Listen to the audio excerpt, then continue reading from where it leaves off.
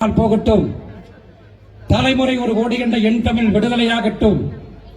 பிள்ளை பிறந்தேன் யாருக்காக, பெற்ற தமிழ் மொழி போருக்காக.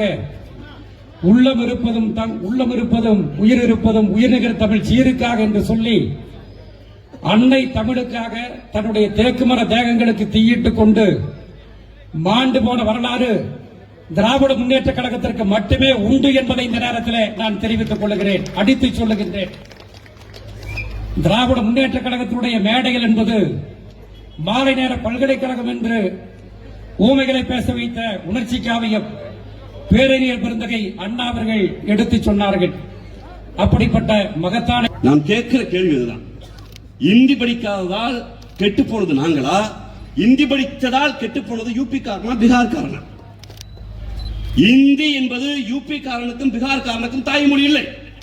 இந்த கடையில் நடந்து போகிற 10 கடையில் ஏதோ ஒரு கடையில் போய் வெள்ளையாக முழு இருக்கிற என் இந்தி பேசுகிற சகோதரனை கூப்பிட்டு உன் தாய்மொழி எதென்று கேட்டால் அவன் சொல்லுவான், என் தாய்மொழி போஜ்புரி, என் தாய்மொழி மைதிலி, என் தாய்மொழி அவதி, என் தாய்மொழி கனோஜ்.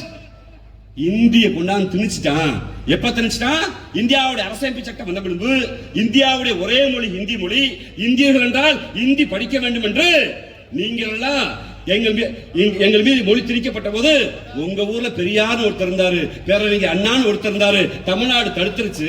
ஆனா எங்க ஊர்ல தேசபாசா இந்தின்னு சொல்லி எங்க தாய்மொழியான மைதிலியை, தாய்மொழியான போஜ்புரியை, தாய்மொழியான அவதியை, தாய்மொழியான ஹிம்மை மறந்து நாங்க இந்திய படிச்சோம்.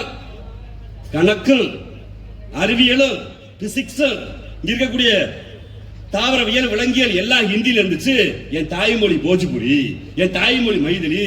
அதெல்லாம் பள்ளிக்கூடத்துக்கு போனா 2ஆம் கிளாஸ் 3ஆம் கிளாஸ் கூட பாஸ் ஆக முடியல. இந்தி மண்டைக்கு ஏறல. இந்தி மண்டைக்கு ஏறாதனால ஸ்கூலுக்கு சரியா போக முடியல. ஸ்கூலுக்கு சரியா போக முடியாதனால அப்பம் பார்த்த ஆடு மாடு மேய்க்கிற தொழில தாத்தா